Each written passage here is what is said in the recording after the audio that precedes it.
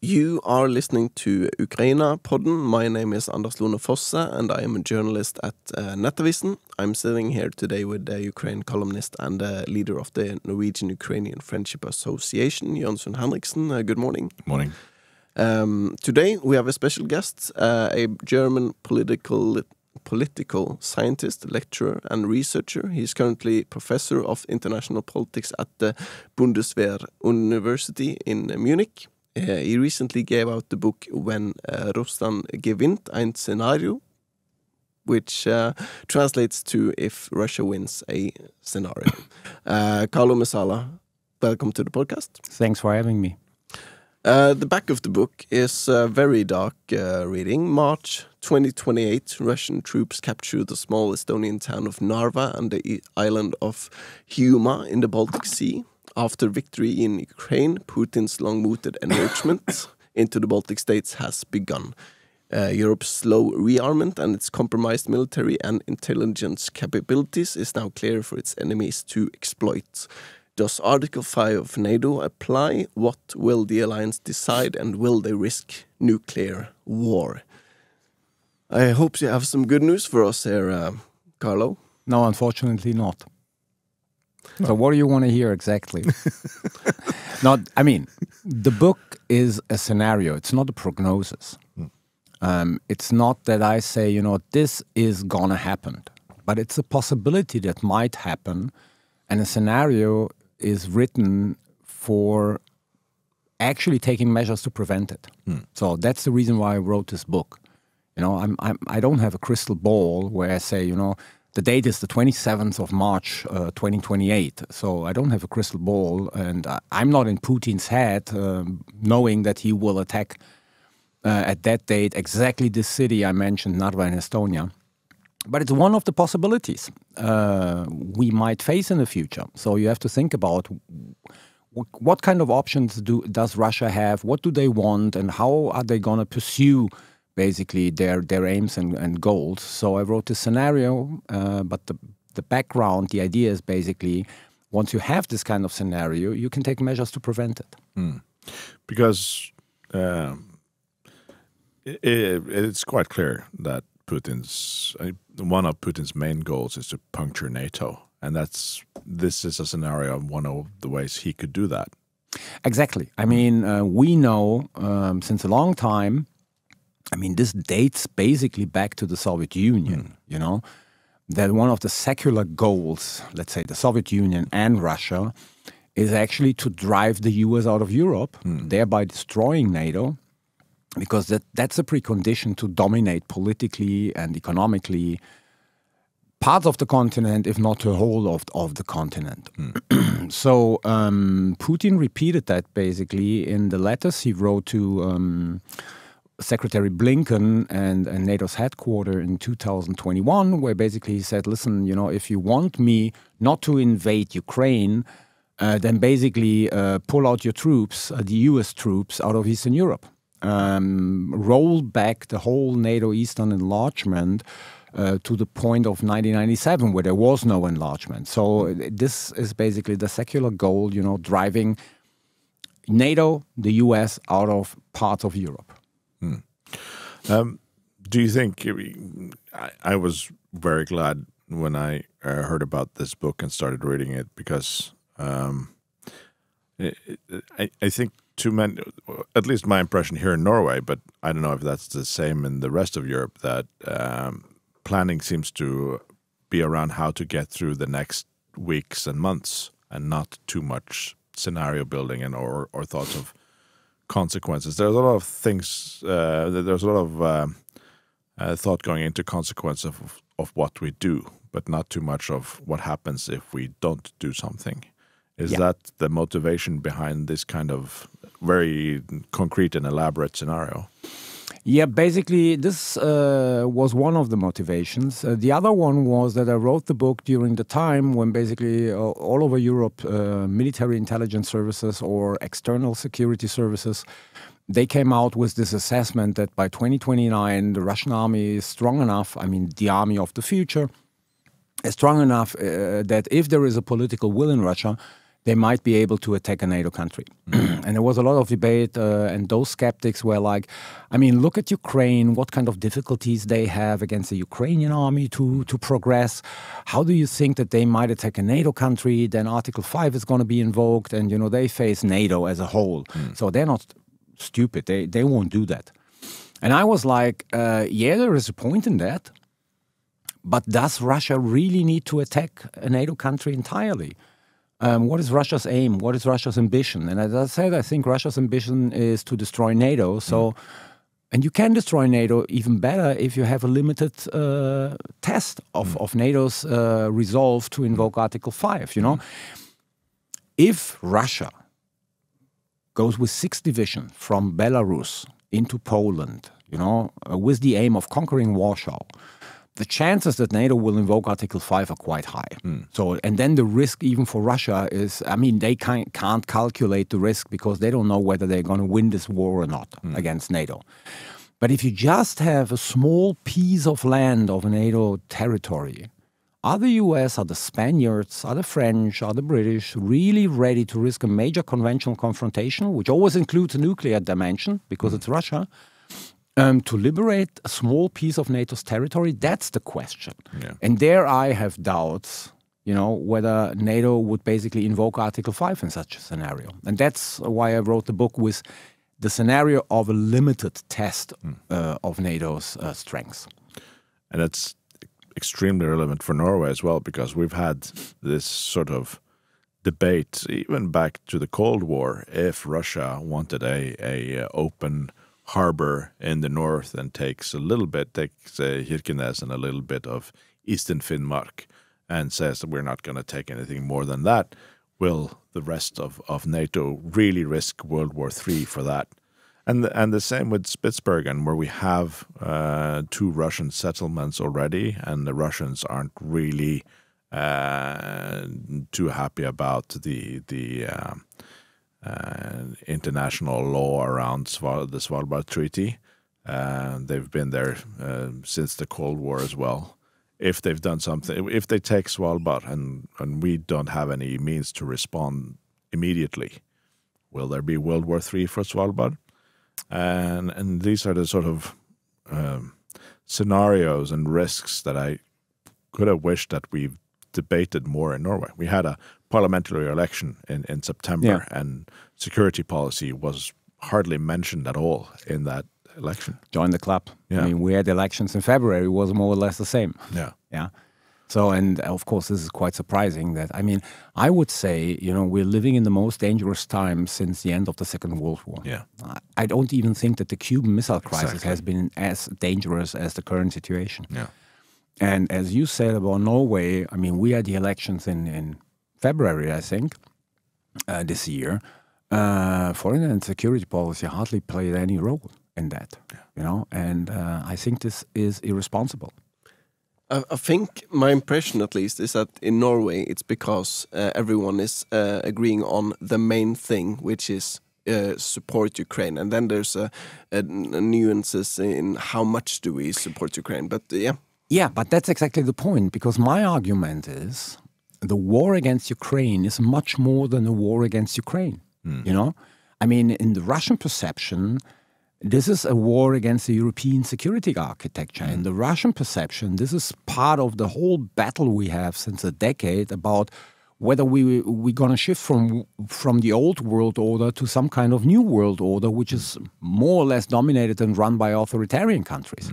And this is what people have to realize. You know, you can debate whether, you know, it's sufficient and enough what you do for Ukraine or not, so on and so forth. But then you miss the major point. The major point is it's much more than about Ukraine, because otherwise you could argue, okay, if they get what they want in Ukraine, then, you know, they will be quiet, it will be peaceful, and probably, you know, some kind of new cooperation will materialize over the years between Russia and the rest of Europe. But I think this misses the point, because it's not about Ukraine. It's much more than Ukraine. And if you look at the talks the Americans and the Russians had in the past, 6 months, you know, the Russians were always adamant on talking about the European security structure, on talking about, you know, issues of global order. And they don't want to talk to the US about Ukraine, because they have maximalist positions which they think everyone else has to accept. So, and this is the point I think a lot of people don't realize, that this war goes beyond the boundaries of Ukraine. Yeah, I totally agree. And I think, even though there's no conflict, it's not, when I say that the election in Norway should have had security policy as a part of it, it's not because I want to hear the different versions of what they will do in power. But when we have this situation, as you say, there's a large chance that Norway will be at war, and not in Afghanistan or in Iraq, but on the European continent, and Norwegian soldiers will die. That's quite high probability, not necessarily over 50%, but a high enough probability that maybe that should have been discussed, because the leaders of our nation needs to talk to the population about it, and show what kind of leader they will be in peace, in wartime, if we need that. Yeah, I do agree. I mean, what I miss in Europe is political leadership when it comes to those questions. I mean, I can understand that politics doesn't want to scare their own population. I mean, I don't want them to panic. But I think you can talk about those things without scaring your people, without, letting them panic, but actually be honest to them. Yeah. This attitude politicians do have to say, don't worry about anything. We take care of it if you elect us. Doesn't work in that way, because if there is a war against Russia, the whole society is involved in that. Yeah, whether it's Norway, whether it's Germany or any other European country. So I think politicians should talk more openly about the situation as it is. Yeah, and yesterday you were at the Litteraturhuset, Full House. And I asked you a question about the timeline, because you said this in 2028, and whether or not this could happen sooner. Because I've argued here in Norway, yes, the intelligence services says that by 29 they're ready. But given that Norway has a mobilizationable army with the home guard of about 80,000 people, so if Russia doesn't need 500,000-600,000 people in Ukraine anymore, they could probably be ready sooner. But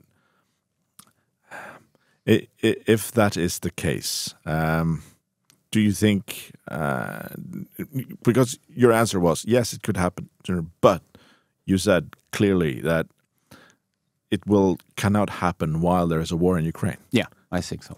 So as long as and the scenario in this book is that Ukraine capitulates or loses. Yeah. So as long as Russia is either at war or is defeated in Ukraine, then the chance of this scenario goes very low. Absolutely. I mean, there are a couple of things I want to say. First of all, I mean, we have to realize, and this might sound cynical, but Ukraine is buying us time. Yeah, exactly. Yeah? Ukraine is buying us time. Therefore, the whole debate whether, the support of Ukraine still matters or not, I mean, this is misleading, because the sooner the war ends, the sooner Russia basically will probably put NATO at test. Yeah. This is the first thing. The second thing, what most people don't know, is that actually 2029 is not 2029. Because all these assessments are based also on a NATO paper, which had been published in, I mean, it's a classified paper, but which came out in 2023. Yeah. And NATO assessed that within 5 years, the Russians might be ready. So we're talking about 2028. But since the military intelligence services and all these ministers and prime ministers came out only by 2024 with their assessment, I think they just put the 5 years of NATO, to 2024. Therefore, we are now at 2029, but 2029 was never meant to be 2029. It was meant to be 2028. So, and yeah, I do agree. And I think the most precise assessment was given by the Danish military intelligence service. I know that I'm in Norway, and this is not popular to give credits to the Danes. Well, on security issues, we're happy to do that. Because they distinguish, and they said, it will take them 4 to 5 years to get their army ready for do a major thing, but it will take them only 6 months to do a minor thing. Yeah, exactly. So, and if we're talking about a piece of land in Norway, or a harbor in Norway, or a city in Estonia, this is a minor operation. Yeah. So once the war is over, it might start very soon. Yeah.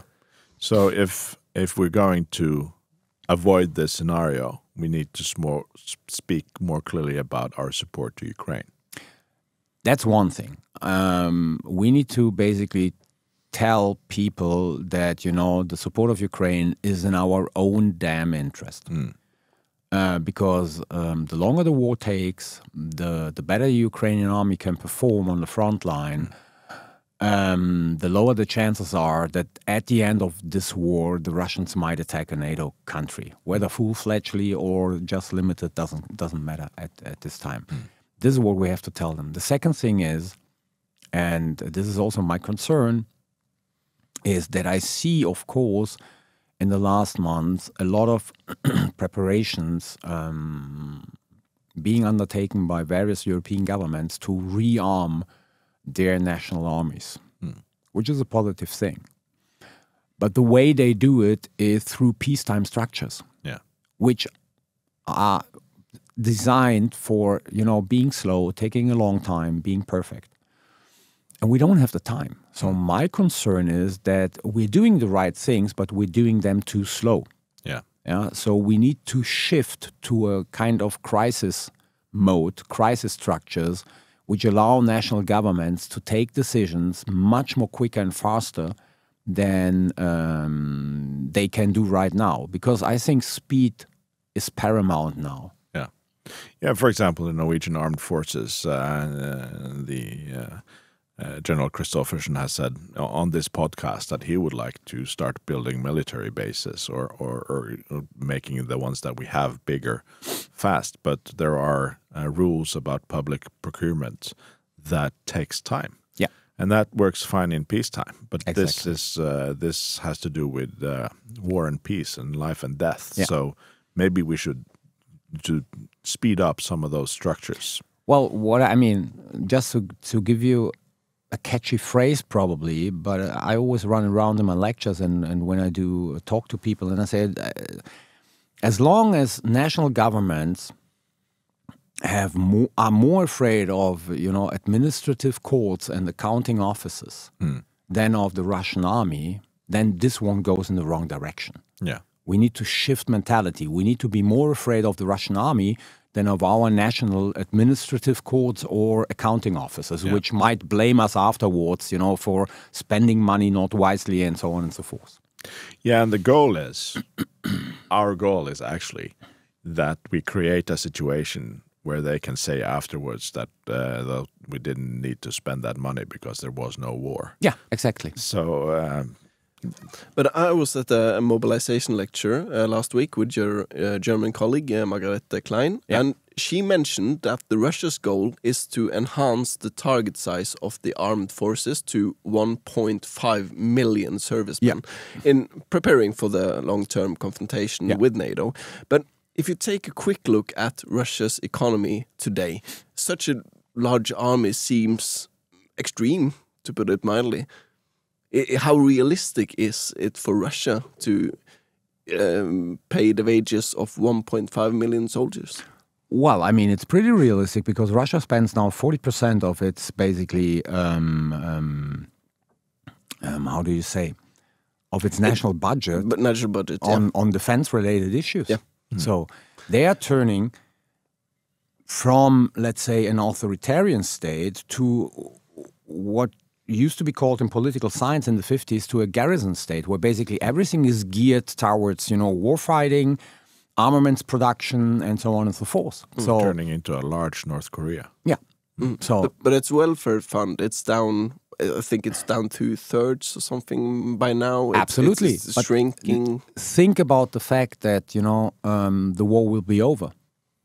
So then they can basically use the money, that money they spend now on fighting the war in Ukraine for building up their army. And we know from all of the European military intelligence services, they are basically refurbishing 300 tanks a year or building new and refurbish old ones, that they're building roughly 600 ballistic missiles and cruise missiles every year. We don't see being used in Ukraine, so they're preparing already for the army of the future. And then what people really do underestimate, I think, is they have difficulties in Ukraine, and we see that from every day. But at the end of this war, the Russian army, I mean, besides the Ukrainian army, will be the only battle-hardened army we have in Europe. Yeah. This will be the only army who has the experience of fighting a state-to-state war over a long period. I mean, look, in January, the Russian army will fight this war longer than the Soviet army fought the Nazis in the Second World War. Yeah. So we Europeans, we don't have battle-hardened armies. We have the experience with basically deployment abroad, and some of our units have huge experiences in fighting, be it Mali, be it Iraq, be it Afghanistan. But, the whole of our armies has no experience in fighting this kind of state-to-state war or a kind of peer-to-peer or a drone war. Or the drone war, yeah. And you mentioned earlier that there's this argument that, well, see how much trouble the Russians have in Ukraine, so they're no threat to us. But the reason why they had trouble in Ukraine isn't just or mainly because of Russian incompetence. It's because they met a battle-hardened army of several 100,000 in 2022, because the Ukrainians have been at war since 2014. Yeah. And they had an army of several 100,000, and now they're close to 1 million. So the idea that fully mobilized and poorly equipped Norwegian armed forces of 80,000 could stand up to something like that, that's not realistic. Yeah, absolutely. In this worst case scenario where Ukraine collapses, what happens to their army? Do they become Russian soldiers? Do they flee and become a I can't remember the English word, but Legion force, is that it? Yeah. Well, it depends what happens with let's say, the rest of Ukraine. Yeah. The worst case scenario is, I mean, I think it's realistic to say that part of the army would basically continue fighting as partisans behind the front lines, so in the occupied territories. Then the question is, I mean, how long are they able to survive, and so on and so forth. The worst case scenario is that at the end of the day, Europe has two armies against Europe. The Ukrainian army, which basically would be totally upset about the way we supported them, and the Russian army. Yeah. So if the rest, so to speak, the rest of Ukraine becomes a Russian satellite, then of course, I mean, you have two armies fighting against you. And then take the third one, which I don't think is competent, but then you have the Belarusian army also. These are large forces in terms of manpower, which basically are then turning against you. Yeah, because something that we don't speak too much about in our history is that quite a large percentage of the Norwegians who fought for the Germans on the Eastern Front during the war, all volunteers, they were veterans of the Norwegian campaign and fought against the Germans when they invaded Norway. Yeah. But they were so upset with the politicians and the mismanagement of that campaign that frustration turned into fighting on the Eastern Front. And I'm not saying that's going to happen to a very large percentage of the Ukrainian forces, but that is a mechanism that could happen as well. Exactly. And if the Russians get in with money, as they recruit now people, I mean, there are people in Ukraine who know nothing else than fighting for the past 10 years. So they will continue fighting, probably for those who pay better. Yeah. At the same mobilization lecture, because now I actually got a little bit unwell because that was really pessimistic. Just picturing the Ukrainian army fighting against Europe. But what made me optimistic at this same mobilization lecture is the Ukrainians' will to fight Russia, because sometimes you see these videos on social media where Ukrainians are dragged off the streets and into these like mostly Russian propaganda, just putting them everywhere. But The survey, which was shown on this mobilization lecture, is that 54% of the respondents, both women and men, said they were willing to defend Ukraine with weapons in their hands. This is a recent survey. And that's a huge amount compared to, for example, EU, where the number was 32%, which almost half. So that makes me a bit optimistic that Ukraine is not going to fall tomorrow, not next month, not... no, in 6 months. Not. No, absolutely not. I mean, you know, war is unpredictable. I mean, this is the thing. Everyone who tells you, you know, that it's very clear that either the Ukrainians are going to survive for the next 4 years, or that the Russians are going to win the Donbas within the next whatever 2 years is a liar, because war is unpredictable. Sometimes you need small decisions taken by individuals, and war can take a totally different turn. So, you know, don't buy into this kind of prediction. But what we see, I mean, imagine, who would have thought in 2022 that the Ukrainian army would be able to resist the Russian army with their huge mobilization reserve for almost 4 years? Absolutely, I mean, not no one, but I mean, probably only 10% of the people who were dealing with this kind of war. So this shows, you know, the bravery of Ukrainian men and women. And then, of course, as you said, I mean, we are very much victims of Russian propaganda. We see these kind of videos where people are mobilized and they don't want to go, and they're dragged out of their houses and cars, and these things are happening, yeah. But if you look in total, this is probably 1% of the people who are mobilized. I mean, this is normal. Because, of course, not everyone is happy to be mobilized and to be sent to the front, yeah? But in 90% of the cases, people are volunteering to go to the front. So, therefore, this kind of will to defend your country is still huge and strong in Ukraine. That people, of course, after 3.5 years are exhausted, I mean, this is understandable, yeah? And that basically polls are saying, you know, I don't know, 50% of the Ukrainians would like this war to stop by tomorrow. But if you then ask whether they're willing to give up territory to the Russians, 76% are saying no. Yeah, so this shows the spirit, because they know what will happen if Russia wins the war. I mean, they know what will happen in then the occupied territories. They know how problematic it will be to build up the rest of Ukraine to get a more or less vibrant economy, because they're almost cut off, you know, the international market. So there is a huge spirit to defend your homeland. And this is partly not seen after 3.5 years in the rest of Europe, because the Russians are flooding the zone with propaganda shit about, you know, Ukraine. Yeah, absolutely. And we also have to sort of give the public the information that, yeah, people defect, but someone always defects in all wars. Absolutely. During the Vietnam War, we had American soldiers here that were avoiding the draft. Norwegians defected during World War II. Yeah. This happened. So yes, is this a problem that is much bigger than normal in war? And the other part is, well, they're fighting for us. They're fighting instead of us, and we're failing them, because with the lethality that an infantry soldier meets on the battlefield in Ukraine, who wouldn't think about defecting? Would them have, with an 80% of chance of dying, does it have an effect that they're on the battlefield? We have failed in giving them training and equipment that could raise their chances of survival. Yeah, absolutely. I mean, we basically forced this army to fight a war we would never fight the way we forced them to fight. We basically tied one hand on their back and said, you know, do whatever you want to do in Ukraine, but do not dare to attack targets in Russia.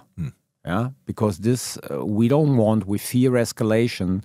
And if we were at war, of course we would never do this. I mean, we would immediately go after targets in Russia to prevent this whole war machinery from gearing up. But we told the Ukrainians, don't do it. So, I mean, there is a lot of cynicism the way we dealt with the Ukrainian armed forces and Ukrainian politicians over the past 4 years. Yeah, and something that's talked about too little. We're out of time now, so we won't go deeply into it. But something we also need to talk about when it comes to the Ukrainian fighting spirit is how many women that fights. Absolutely. And they're all volunteers. None of them are mobilized. And one of the, just to show how you mobilize a nation, basically, without forcing them to fight. In early 23, I met Ukrainian anarchists who, by their ideology, have a problem with governments. They hate governments. But they said, I fight for this country because here I can hate my government without any consequences. If the Russians are taking over and I hate them, I will face consequences. So I'm going to fight for a Ukrainian state, which I per se, detest because it's a state. Yeah. But I can detest this state, if I have a democratic Ukraine. I can't detest the state if I have an authoritarian Ukraine run by the Russians. It's a very interesting point. I would just like everyone to go in the bookshop, buy this book. It's not very long. You should read it. And while you read it, you could remember that Narva in Estonia, it could be Kirkenes or Svalbard in Norway. Carlo Masala, thank you so much for joining the podcast. Thanks for having me.